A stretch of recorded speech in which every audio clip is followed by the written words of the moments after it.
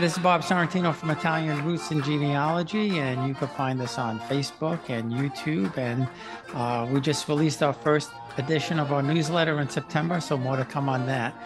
Today we have a great guest, Kimberley McLaughlin, and Kimberley is going to tell us about her many years of research. So welcome, Kimberley. Thanks for being here.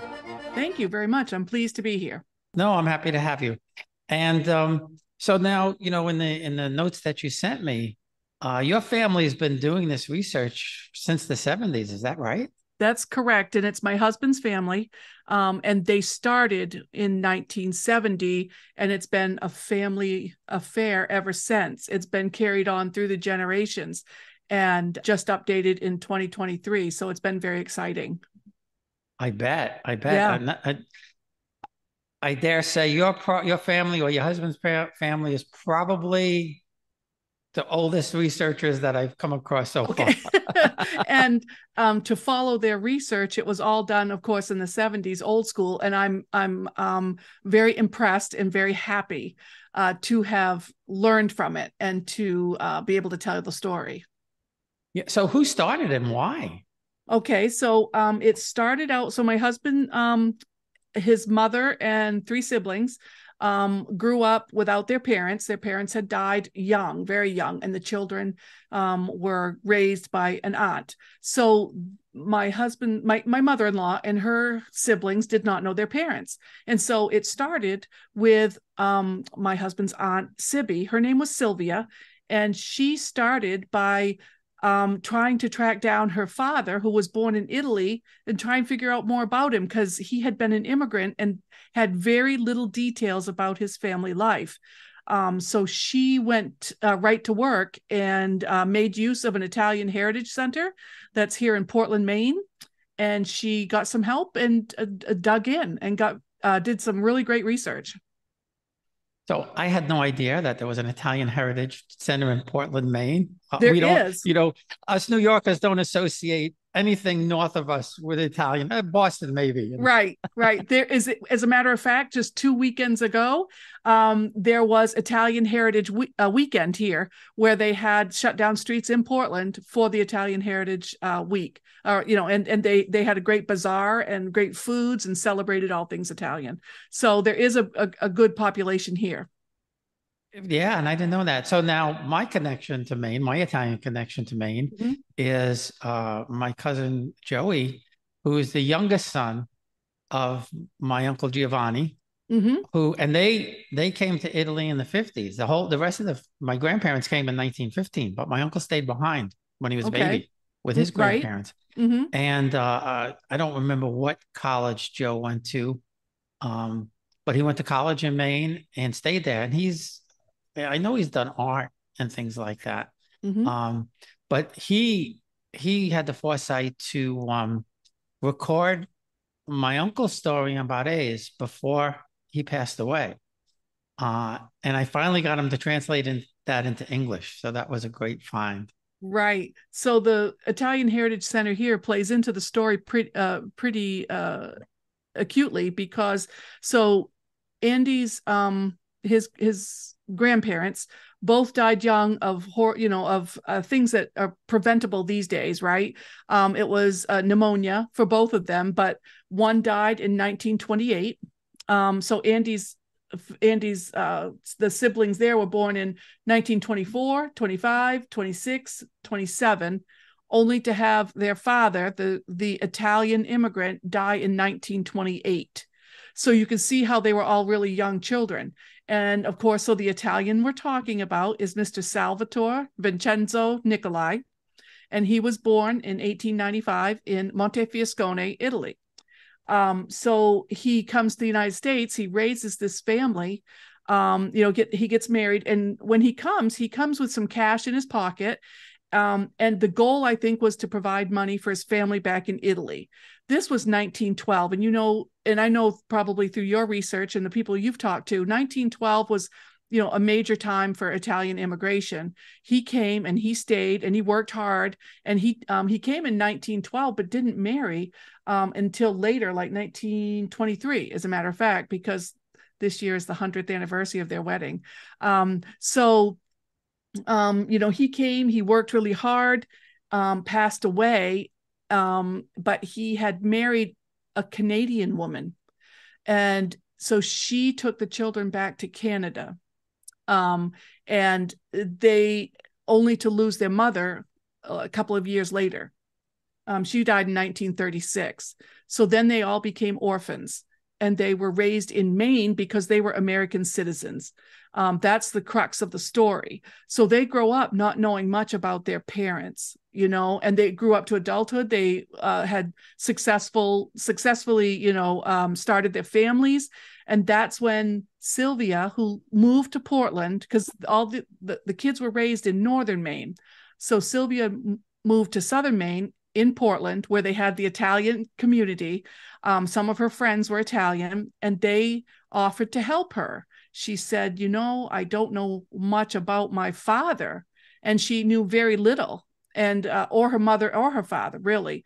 But so engaging in the Italian heritage community people, they were able to help her decide how to write a letter and to get information. And so that's how it all started. And that was probably the early 70s, 1970, that she started doing that. So some years had passed, and none of these siblings, they all grew up to adulthood, had families, but really didn't know their parents, or at least their Italian father. They were all so young. Wow, that's some story. So now, what brought him here in the first place? Did they find out what industry he worked in, or what kind of jobs that he had So when he got here, he was 17 years old. So he had just begun, I believe, to find his profession. And when he got here, he originally he came into, New York City. He came through Ellis Island, and then he went to Philadelphia, where he became a rigger. And we only have that because there was some document, that was left behind. I don't know what a rigger is, but that was in Philadelphia. And then he went to Connecticut and Massachusetts, and he ended up staying in Massachusetts, but he became a boiler operator. So he operated in the trades, which offered him, I think, a really good income. So he was able to get some money, and he didn't marry for quite some time until 1920. So he landed in 1912, didn't marry until 23. So in the meantime, there were documents for the World War I draft and some other things that indicated that he was responsible for 2 adults and 3 children in Italy, meaning his parents and his brothers and sisters. So he was sending money back to Italy, I think, to help the family. But all the rest of the little details, like why he came, for sure, we really will never know. But we can just guess that, as all immigrants at that time, there was poverty, there was war and things like that I think the parents thought, he's unattached, and they just sent him to the United States with the idea that he would help provide for them in some way. We'll be right back. Experience Italy like never before, traveling with a scheduled group or create your own bespoke tour with friends with philitaly.com. Pack your bags and follow Phil. That's www.philitaly.co.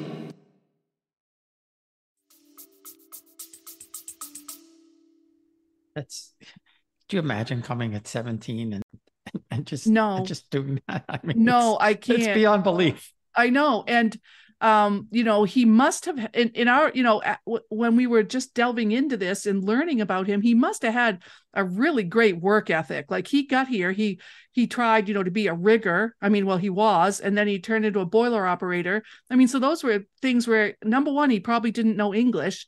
So he had to really work hard to get into those professions and earn a living. And when he did marry, he was in Boston, and he bought a home in Norwood, Mass. So he bought a home. He was doing well and caring for his family. So, he was successful in all attempts, from what we can see. He was very successful. Wow. You don't know. Maybe somebody took him under their wing and got him into the trades or something like that.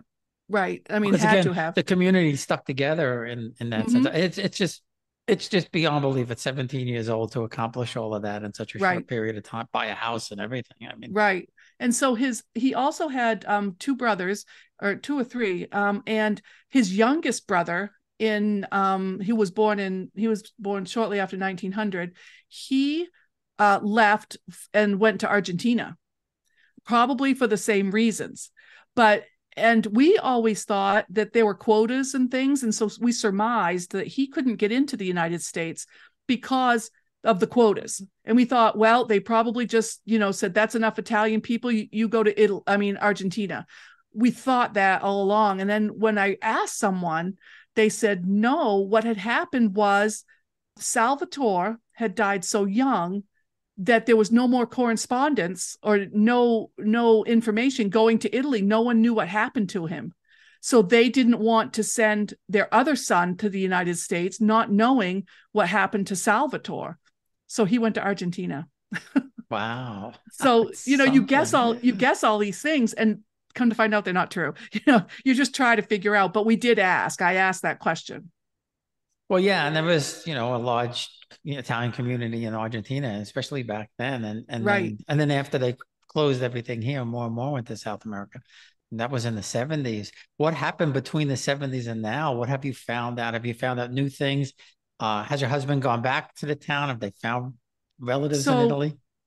So you can imagine that the relatives in Italy didn't know anything. They didn't know what had happened to Salvatore. That's Andy's grandfather. And I did send you a picture of him. He's really quite striking. He's very handsome. And so they didn't know, and they worried. Until Sibby started looking, we didn't know that they were missing him, right? Because we didn't know who their family was. Sibby didn't know. So with the help of the Italian Heritage Center, they crafted a letter, and she had received her father's death certificate, Salvatore's death certificate from Massachusetts, and it said that he was born in Montefiascone. So she had that clue that that's the only thing she knew. So they crafted a letter to the mayor of Montefiascone, and it basically just said, look, this is my name. My father was born there. Are there any relatives? I could read you the whole letter, but they Yeah, made it very, they made yeah. it very concise. They said, is there anybody there that you could connect me with? He is deceased, that kind of thing. It was really quite quick. And within a week, she received a letter back from the mayor saying, yes, I know your family. He listed, the living brothers and sisters of Salvatore, gave that and sent it right back to Sibby. So she received immediate response. And he said, the mayor had told her, I will forward this to you. They will be in contact with you. So that's how quick that happened in 1 week. So once that happened, they started sending letters to Sibby. And if you don't mind, I would like to read just one letter for you. Sure. Yeah, Because absolutely. it's the response that she got back from Uncle Cesare. Cesare was Salvatore's brother. So just imagine, that they had never known what had happened to Salvatore.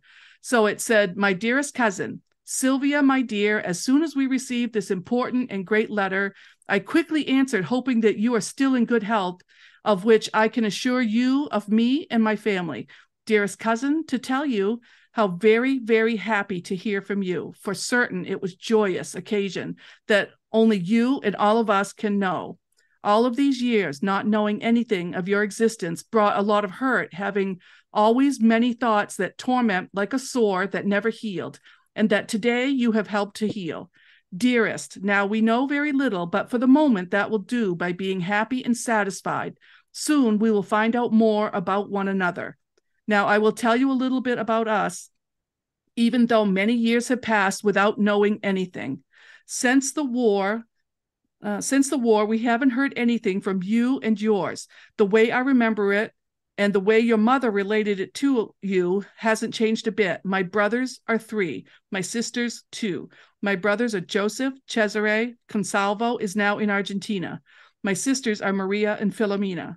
We would be so happy if our grandfather was alive to hear that we are corresponding. He died in 1947 at the age of 86. Today, it would be impossible to have him living.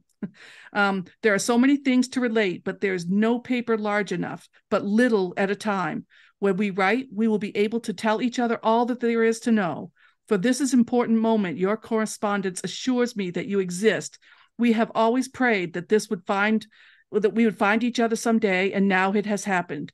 This is the family of Cesare who is writing, and it is composed as follows. Cesare, his wife Syria, 3 children, 2 boys, Salvatore and Alvaro. The girl Severina, married with 2 children. And this is our family. Dearest Sylvia, I am Salvatore, the oldest son of Cesare, who's writing this, and I assure you, I have a desire to see you one day. I'd give anything to get to know you and spend time with you all, but maybe that's impossible. Now I close with live sentiment and kisses and affectionate salutations for all the joy that we have received in hearing from you after all these years. You have given us great happiness. Again, I say affectionately, so long, and I'm waiting for a prompt reply. Affectionately, cousin and uncle and family, Uncle Cesare. Wow, that's great. Is that just that is the most meaningful letter?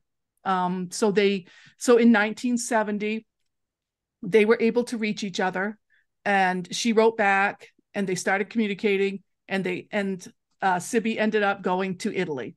I think in 70 or 71, I forget which year, but she took Sibby, my mother-in-law Ruth, and Sibby's daughter Dee Dee. They went to Italy and they met the family for the first time since, forever, because Salvatore had left, so you can tell by the letter, no one knew what had happened to Salvatore. They were hurt. They were, maybe forlorn, maybe it might be a good word, or heartbroken. Well, yeah, of course. And it's really back then was tough to, it's not like today, where you go on Facebook or you phone call or that stuff didn't exist.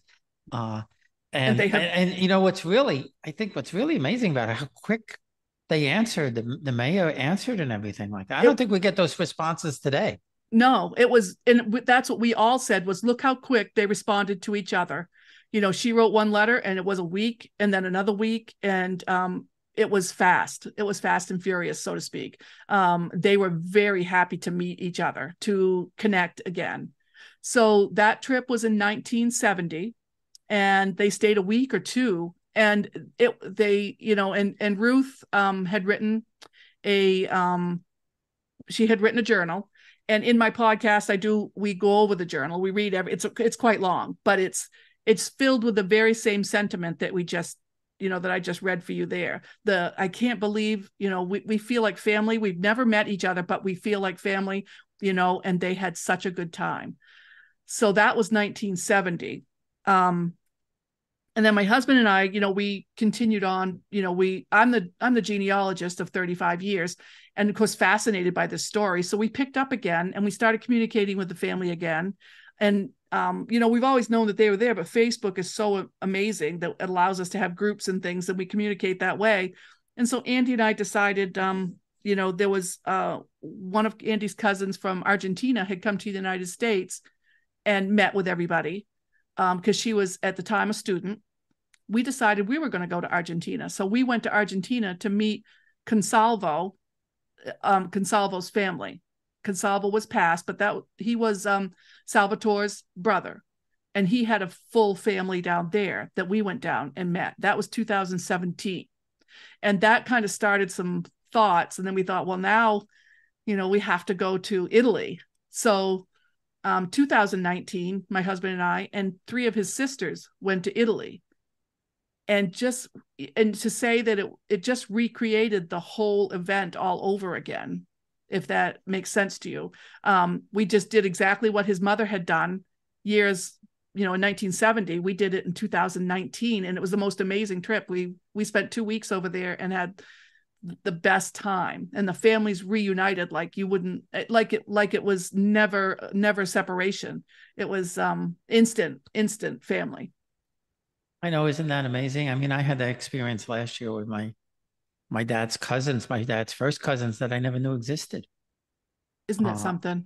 I'm a true believer in things don't happen by accident. I mean, just before we took the trip, I was contacted on Facebook by my dad's half first cousin, who was actually younger than my father. That's a long story. But in any event, he said, I'm gonna come to lunch when you have the lunch. And Mm-hmm. then that day he said, I know you want to go to the cemetery. I'm going to meet you there, and then you're going to come with me.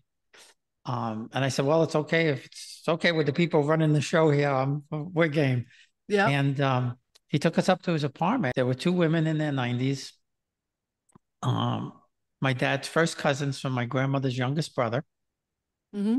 And they had my parents' wedding. I've told this several times for people who are getting bored here, but they had my parents' wedding photo from Isn't that 1944. Right.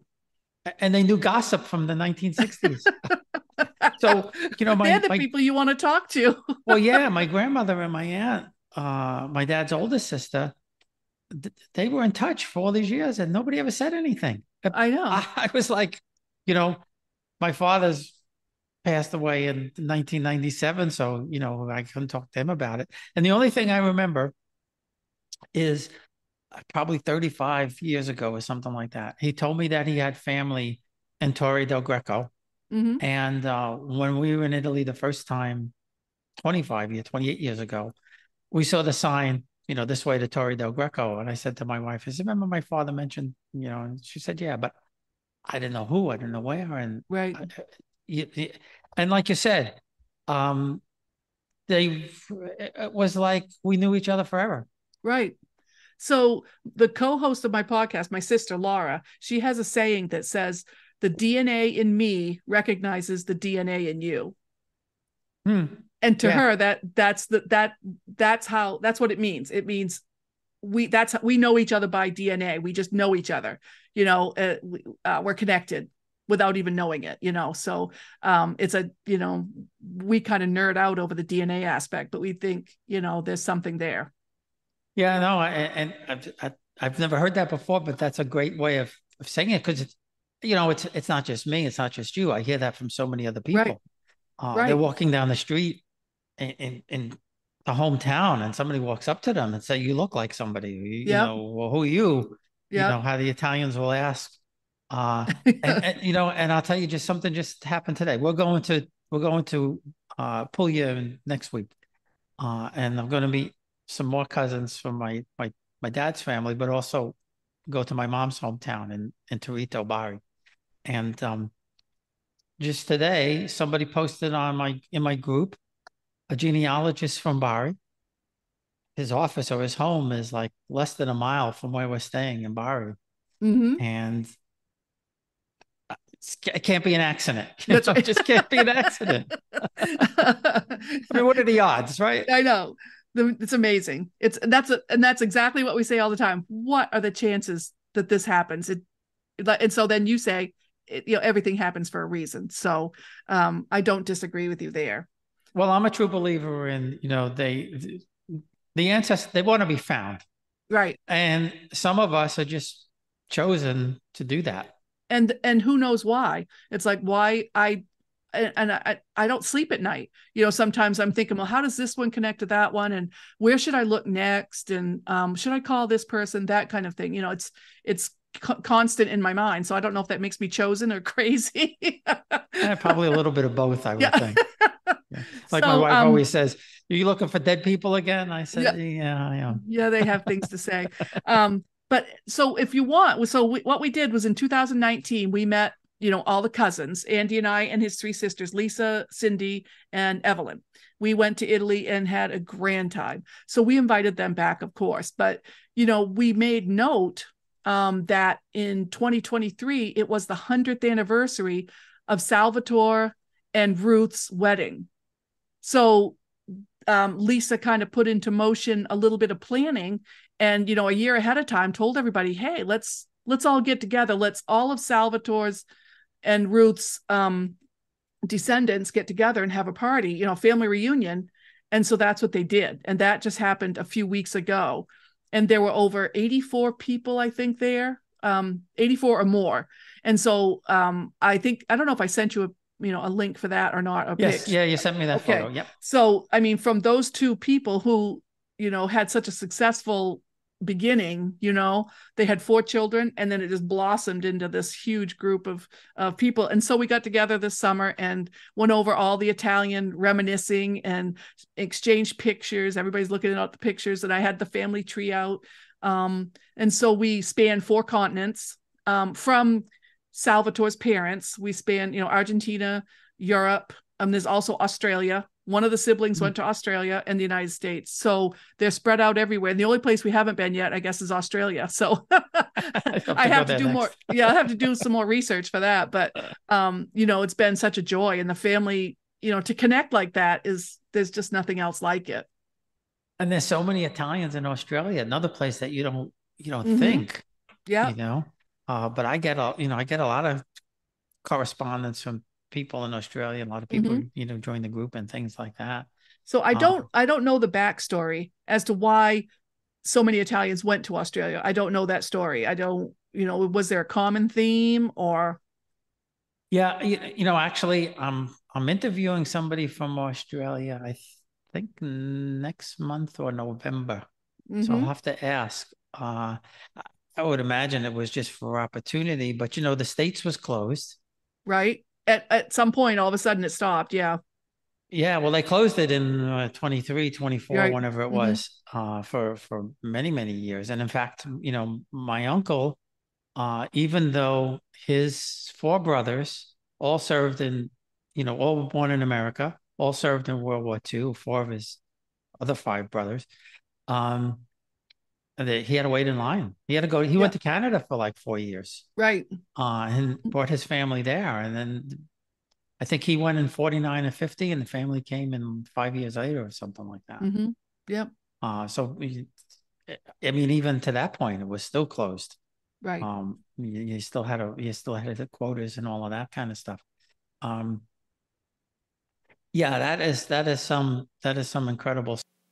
Italian Roots and Genealogy is proudly sponsored by Your Dolce Vita and Dawn Matera, connecting people to their purpose in life and continuing their legacy.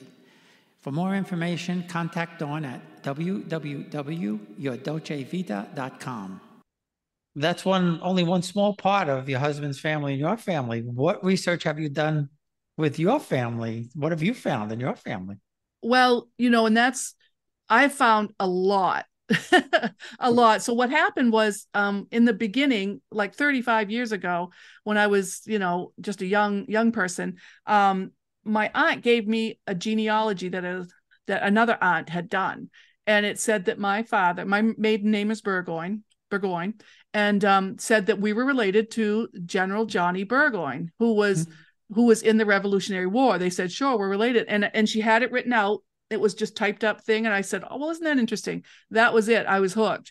And I'd had nothing else other than that family tree. I wanted to prove it, right? I wanted to say, okay. And I still to this day, 35 years later, have not finished proving it. I've gotten one link away and I'm stuck. I can't find it. I can't prove it, but nonetheless, that is what started me. I'm still working on that, but I'm also working on many other things. And, in my podcast, we talk about some NPEs, some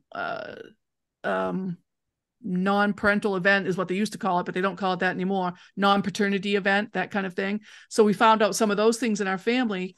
And, my grandmother died when my father was 11. So I never knew her. And that is why the name of my podcast is Chasing Hazel's Tales. Hazel was my grandmother. I never knew her. And we had to go looking for her story to try and figure out who she was, because no one ever talked about her. So that was a big part of our genealogy, journey, is doing that. And that's what, we went on to talk about in the podcast. Plus, I've done my mother's family goes to Sleepy Hollow, New York, and I'm going there in October to look at the old Dutch church and do some, I have, relatives or ancestors in those cemeteries, those old cemeteries, and I can't wait to go. So we have people there, and the Canadian connection, because a lot of our family comes down through New Brunswick, Canada, and the Irish element. And to this day, here's my Achilles heel. To this day, I have many family lines. I'm like, 40% Irish. I have many family lines. I cannot find where they land in Ireland, where they come from in Ireland. I cannot do it. I've Really? looked, because Yeah. every document I read, everything I find just says they were born in Ireland. That's all it says. Wow. I mean, it's not unusual for that, but usually you come across, One, someplace, right? yeah, One, right, yeah, one exactly. person, please just write it down. But, and, try and find Bridget Kennedy in Ireland. Okay, there's only 800,000 of those. There's just the most common names. So going back to Sleepy Hollow, because I used to pass there all the time. We used to go when we went upstate many, many, many years ago. Um, so is there Dutch in that part of the family at In my all? part, right, Yeah. right. So the Dutch Reformed Church has been there since like 1620.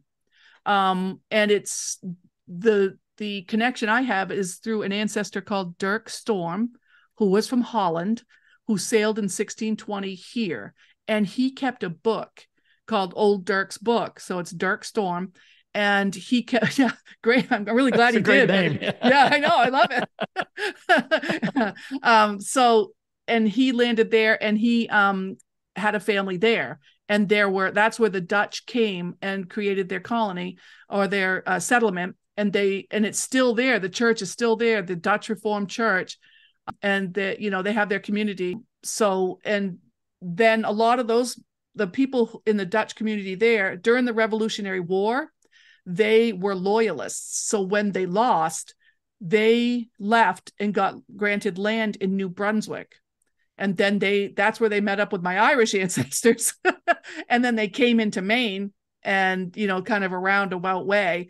But that's what happened there. So yes, there is a large Dutch settlement there, and they kept fabulous records. And they were there at the beginning of Manhattan. The beginning of Manhattan, they were there. And I think there's still a pub or something in Manhattan that has connections to those people. So I have to figure that out too. But yeah, I wouldn't be surprised. And the reason I asked is my ex-wife, she's got Dutch going back. And in fact, her, I don't know if it was third or fourth great grandfather, something like that, maybe fifth. They were Van Ricken. They owned Rikers okay. Island Oh, no way. stuff, but her family was throughout like Hempstead, Long Island. They Okay. owned Yep. farms. They were Dutch, they were Germans, and Irish. But they were Quakers in Flushing, Queens. I don't know if you're familiar with New York City, but A little bit. they were they were Quakers in Flushing, I guess, same thing, 1600s, something Right. like that. Right. I mean, that's the beginning almost of New York City. Now, so Burgoyne, you haven't been able to find the gateway ancestor through that line? No. Well, no, I've tried both ways. I've studied General Johnny Burgoyne. I think I've studied him the most of anybody on the planet. I have all of his books, all the writings, and it's just an interesting thing that he had 4 children in his will, and I can trace 3 of them, but not the other one that's supposedly my ancestor. He's gone. He was the youngest. He was a boy, and when General Johnny died, they all went to Lancashire to live with Lord Stanley, Lord Derby. I'm sorry, Edward Stanley. And then that son's never heard from again. I can't find him. And legitimately, I can't. I see names pop up, but I can't prove who's who. And I don't have, I would love to like take up residency in England for about maybe as long as it takes for me to find that answer. Just if it's true or if it's not true, what happened to that child? I can't find it. And I just need help. That's all, I guess. And to do it. And I don't have the time at this point, but yeah. So, and I've done all the research over here that I can do. I just need that link. I just need to know what happened to that second son. I can't find him. Yeah, that's crazy. Yeah. And my children are adopted, and my daughter, I've been able to trace her back because her family's been, both her birth parents were here in the, Virginia in the 1600s and things like that. And I was able to trace her back to the Dispenser family. That's interesting. Yeah, Very interesting. yeah. Yeah, she's direct from Daniel Boone. And there you go. I mean, because he's such a mythical figure almost. You almost forget that he was a real person. That was a real person. Right. It's like he was just bigger than life thing. So I did some research for a friend that I know, and they had the Spencer line, and it went right to the same area where, the Lady Diana Spencer's family was from. And I haven't gone any further with that, but I mean, it seems to me there's got to be a connection there somewhere, but also, Yeah. so we have connections to the Van Tassel family. I got to do that before October. So I'm going to figure out the exact connection, but the Van Tassels were featured in, The Legend of Sleepy Hollow by Washington Irving. Because I think that sounded familiar. Right. Yeah. I think it's the love interest there is a Van Tassel. And she was a real person that he took, he used her name for the story. So, and we are connected to that family somehow, and I have to figure out how. But they're all kind of connected in that Dutch community, probably sooner or later. And I also found that there is a Springsteen in my tree. And that Bruce Springsteen's paternal line went right through Sleepy Hollow too, I believe, and through the Dutch. I didn't know that. His grandmother was Sorrentino. Was she? Yeah. All right. Not related to me, but yeah. There's another Robert Sorrentino that I interviewed, and he's actually related to Bruce. Oh, there you go. Yes, second cousins or something like that. Yeah. So, someday that'll come up too again. But I mean, we're all connected, right? So. Well, yeah, that is true in some way, shape, or form. My son is my wife's fifth cousin. Really? Because his birth father was from Puerto Rico. My wife's father was from Puerto Rico. There you go. And I was going through the ancestry one day, and I said, "Did you know Matthew's related to you?" And strange happenings with DNA. Certainly, things pop. Did you have anything strange pop up in your DNA that you? Oh yes, we have an NPE, and so what we found was that my grandfather, and this is all, it's public knowledge, it's related in my podcast, but my grandfather was not my biological grandfather, and through the writings and things that my uncle had saved, we were able to parse together the what happened kind of thing. Where did this information come from? How come we didn't know it type of thing? So yeah, we found a lot of things. And my co-host, my sister Laura, she's the Centimorgan queen. And people in DNA know what that is. She can look at a number and say, nope, that's not right. Instantly, she'll just know. So she's been able to say, oh, I don't, that's not a right. These aren't connected right or something. So we found several things. And it's to us, my sister and I are both registered nurses. So we had that little bit of biology, knowledge that it's interesting to us to have to figure those little puzzles out. Yeah. Well, my great-grandfather on my paternal grandmother's father, he was figlio naturale, and so that's the way they said without it, wedlock, right, in Italy. And he's got two birth records that I found. I call them birth cards. Sometimes when you look on the Antonati, they have a little card or something like that. Or I think maybe Alessandro found it. But anyway, he's got two different mothers listed. How can that be? Well, I can't figure it out. He's on his actual birth record, right, from the Comune. It shows, I think it shows Maria Savino. But this other card shows a Maria Leone. Oh. And it says that he was not, he was born out of wedlock. Right. He's the oldest son from my great-great-grandfather. And they were a noble family. So the only thing I could figure out is that, and I even said to somebody, I said, well, maybe, maybe my great grandfather's, wife, the person he married, because I don't think he was married to the other person, maybe they allowed her to adopt. And I said, no, they wouldn't be able to do that. But somehow, I guess um, they made him legitimate somehow. And that's the only thing I could think of why he had these two cards. Now, maybe because they had money, right? They were able to pay somebody off. They were able to change the records. But it's quite clear in his record that he was not born from somebody who he wasn't married. My second great grandfather wasn't married. So that was a big mystery. That really hit me when I saw that. I was like, wow, nobody ever. Well, I don't even know if anybody even knew. I'm sure my grandmother didn't know. And that was in Italy?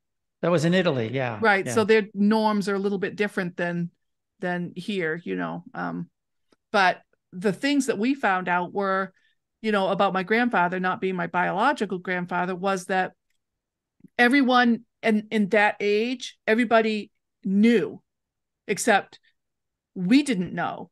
It was like this big secret. It was all like it was open secret then, right? That everybody knew, but nobody said, type of thing. But when it came to us, we didn't know. And it's like, how come we didn't know, but they knew, or nobody talked about it. And so that was kind of that was the revelation, like, how does that happen, or why? It's just the way things, nobody talked about that kind of thing. My father never talked about it. And so that's all, it's all gone to the grave. So we had to kind of try and figure it out, but it's nothing malicious, as we said, but just the way things were. Yeah. Well, my good friend, he found his older brother done DNA. No idea. Yeah, I know. It was the first son born to his father. He obviously wasn't married. Yeah. But in that case, I don't think anybody knew. Right. I don't think that, back then, we're talking 1949 or something like that. They would hand the baby to the next door neighbor if somebody wanted a child. Yeah. I have a good friend. She was born in I don't know, late 60s, early 70s. And she didn't have a birth certificate. It is New York City. And no birth certificate. No birth certificate. Oh boy. How do you fix that? Oh, she said it was like torture. She had to go to court. And her adoptive parents were Italian, and her father told her, "You're my daughter. That's all you need to know." She said, "But I need to get a license. I need to do stuff." When we're in Italy and I'm asking questions about, this relative or that relative, and they just have no concept, which is, it's not a bad thing. They have no concept of how interested we are. Like, well, who was your father? Who was your other father? That, and they just, they're here, they're just all here. And so, we just asked where the relatives were and what they were. Well, they just, we were just always been here. So it was no concern to them. And, we just asked a lot of questions, and it's obvious that their concept is different than ours as far as family history. Their family history is written very well as far as it's thousands of years old. So anyway, and then also, they've been in the same towns for 300, 400 years. Isn't that, and that's exactly what it was. So in Montefiascone, they said, yeah, well, when we said family tree, they said, yeah, it's painted on a wall down in the restaurant. And we said, I want to go to that restaurant. And so, no big deal. So we talk about it for a few days or whatever. And then they had gone and asked about it, so that they could bring us there, and come to find out they had painted it. Painted it over. So the family tree that we were looking for was there, and now it's gone. And so why would they do that? Why would they do that did anybody take a picture? But and when I go to the family history library and I look up Montefiascone, there's tons of records. They're all in Italian, of course. And there's a lot. The last name is Nicolai, of course. So it's Salvatore Nicolai and his ancestors. There's just hundreds and hundreds and hundreds of things. So they're all there, but that would just take, that's like a one-place study. You would just go to Montefiascone and just do just that. and I don't have time for that. But if someone does, that would be great. Yeah, well, I have my second great grandmother was from Lucerne, Switzerland. Oh, yeah. And I was like, where'd this come from, right? Yep. She lived in Naples, obviously. Um, and I found her on one of the, Antonati records, and I was like, I'm never going to get any place with this, right? Yeah. Mohr. Last name was Moore, and I was just, poking around the internet one day, and I tell everybody this: just poke around. You never know what's Yeah. going to show up. And I found two books that listed the officers in the Neapolitan Army in, I think, 1853 and 1857 or something like that. And I found my second great grandfather, Filippo Caracciolo. He was a lieutenant in the Horse Guard or something like that, or cavalry. And just above him, I see this Bernardo Moore. Oh, and he was a wow. captain in the Swiss Guard.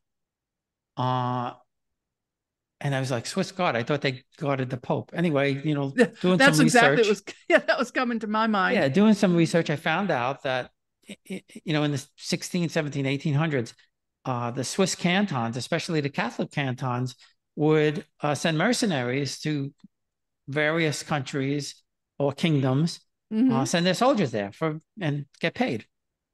So anyway, he was assigned there.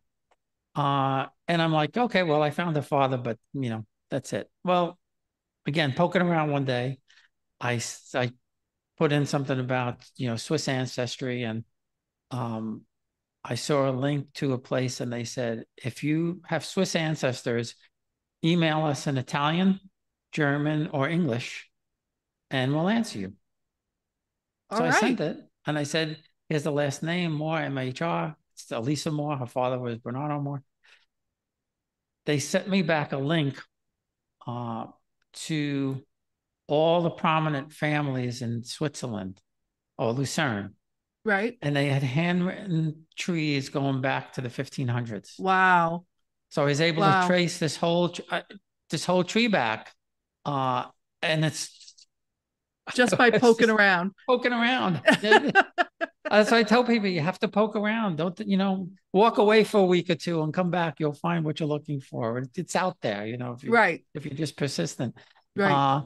And yeah, that really blew me away. And so then I found another family, Amrine, and I forget how I found it. Anyway, this person sent me back a picture of I guess, for lack of a better word, like a shield or something like that, or like a crest, or no? Yeah, but it had the two families on it. Yeah, okay. It had my grandfather's crest, his family, Caracciolo, and then next to it, it had the Moore family. And Switzerland, there's no nobility or anything like that, but when you look at all of these records, there were probably 20 or 25 families in Lucerne that ran the show for like 300 years. Well, and the Moores were one of them. And the Moores were one of those families, yeah. So by being on the same shield, were they married? Were they two families that had joined, right? Yeah. There were two families that had joined. I'm assuming they went there at some point in time. And it was like, I'll send you the picture. They were side by side, and that's awesome. So you never know what you're gonna find. Right. Just my gateway ancestor was Italian. Yep. Who knew? And when I don't know if there's a fellow by the name of Kai White who does these fantastic charts. And he does it. It's not like a normal ancestry chart. He puts all the crests and things like that out there. And when I asked him about Caracciolo, he said, well, who your family? And I said, well, Prince Luigi from this state and this state. And he said, well, I've never done Italians before, but let me look. I'll see. And I had sent him what I had, and he came back and he said, yeah, and I was able to confirm all of this with, cousins in Italy. Right. And just an amazing journey. Yeah. But so we have to find you. Now I'm going to go crazy looking for this Burgoyne guy. Because we have to find your gateway ancestor, because it's probably there. So, the thing is, I mean, you would think General Johnny Burgoyne has more things written about him. Yeah. Except, and then he retired and had 4 children by his mistress, evidently. And, but the youngest son, and, you can find him, he's in the will, and that's it. Once General, and then I cannot find him again. I mean, I just don't know how that happens. The other 3 children married well and had successful lives. What happened to that? I assume he died, but then Aunt Sadie's tree would be wrong if he died, but nobody mentions him. I've even read, the wills of the other children, and they don't mention him. And it's just, maybe he was the black sheep or something like that. Well, I'm thinking either that, he might, you're right. I mean, something or he happened. he just had, did his own thing. Yeah. And had children, somebody, out of wedlock or whatever. And it just, there's just not that connection. Right. But now tomorrow I'm going to be looking for Burgoynes all over. His last known whereabouts was Lancashire, Ireland. I'm sorry, England. That's too funny. I've been looking for a long time. So before we go, if anybody wants to check out your podcast, where do they go? Well, they're on all the platforms. I'm native to Apple, but it's Apple and Spotify and Google and iHeart, all those. And it's called Chasing Hazel's Tales. Hazel being my grandmother. And start at the beginning, because that's where we start talking about Hazel, and it gets really interesting. But it's been a fun ride.